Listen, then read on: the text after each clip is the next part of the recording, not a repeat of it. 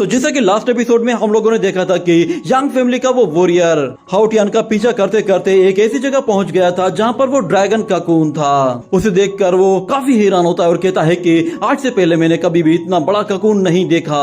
मगर वहीं पे ही हाउटियान छुपकर उस पर हमला करता है तो उसका पेट पूरी तरह से जल जाता है। मगर हम देखते हैं कि उसके पास एक और पेट था जो कि सेम वैसा ही था और वो उसी पेट के साथ हाउटियान पर हमला करने की कोशिश करता है। तो हाउटियान वहां से किसी तरह भाग कर निकल जाता है। मगर हम देखते हैं कि कुछ ही देर के बाद वो लोग दोबारा से एक दूसरे के साथ फाइट करते हैं, जिसमें वो वॉरियर अपने 2 सोल पेट्स को समन करता है जो कि ब्लड सोल पेट्स होते हैं। उनके जरिए वो हाउटियान को पकड़ने की कोशिश करता है और उसका सोल पेट मोजी काफी इंजर्ड हो चुका था। ये देखकर हाउटियान अपने सोल पेट्स को बचाने की कोशिश करता है और उसके लिए वो अपने आप को ही सेक्रीफाइस कर रहा था। मगर अचानक उसके ब्लड की वजह से ड्रैगन अपनी नींद से जाग जाता है और उन ब्लड सोल पेट्स का काम वही तमाम कर देता है। जिसके बाद हम देखते हैं कि वो अपने ककून से जैसे ही बाहर आता है तो वो वॉरियर उस ड्रैगन को देखकर बिल्कुल हक्का बक्का रह जाता है और वो ड्रैगन एक ही फायर ब्रीथ के साथ सोल पेट्स को जलाकर राख कर देता है। मगर फिर उस सोल पेट के पीछे एक और बर्ड आ जाता है जो कि हवा में उड़ रहा होता है।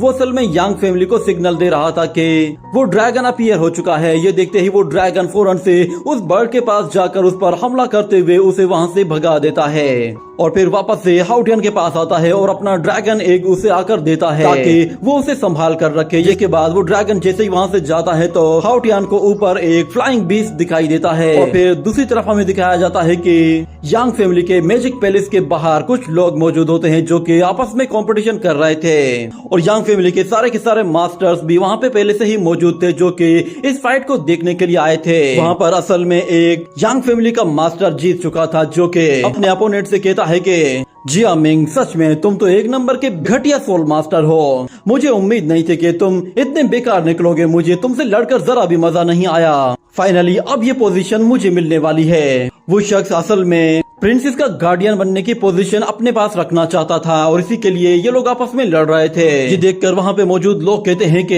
ये फाइट तो पहले से ही डिसाइडेड थी कि सुयू जीत जाएगा क्योंकि वो यांग फैमिली के मास्टर का बेटा है। और फिर सुयू लॉर्ड शिया के पास आता है और कहता है कि ऐसा क्यों लग रहा है कि जैसे तुम मेरी जीत से खुश नहीं हो, क्योंकि मेरे जीतने के बाद भी तुमने मेरी जीत को अनाउंस नहीं किया।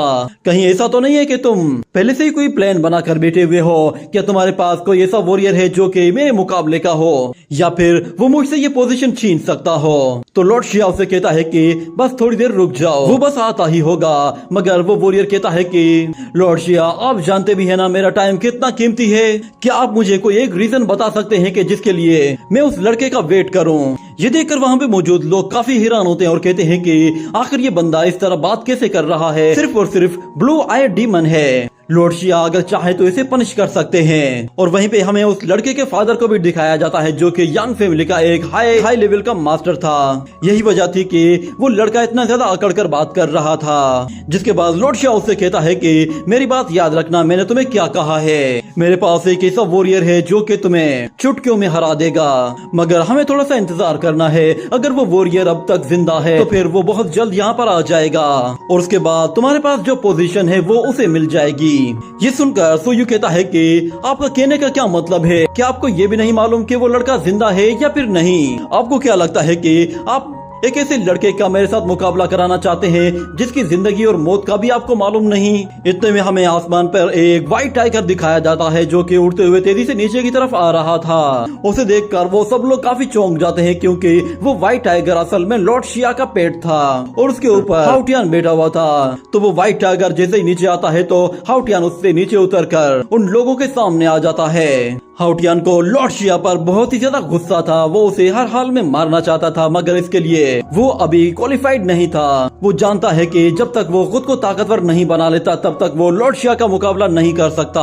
और इस तरफ सुयू कहता है कि लॉर्ड शिया, आपका कहने का मतलब है कि ये बंदा मेरे साथ फाइट करेगा? तो लॉर्ड शिया कहता है कि हाँ यही है। ये सुनकर सुयू कहता है कि अगर आप मुझे ये पोजीशन नहीं देना चाहते तो फिर आप मुझे ये बात अपने मुंह से ही क्यों नहीं कह देते? आखिर ऐसा बेकार सा मुकाबला कराने की जरूरत ही क्या है? मैंने अपनी पूरी लाइफ में कभी भी ऐसा घटिया इंसान देखा ही नहीं जो कि इतना ज्यादा बदबूदार हो और इतने मेले कुचेले कपड़े पहनकर यांग फैमिली के सामने आकर उसे लड़ाई के लिए चैलेंज करे।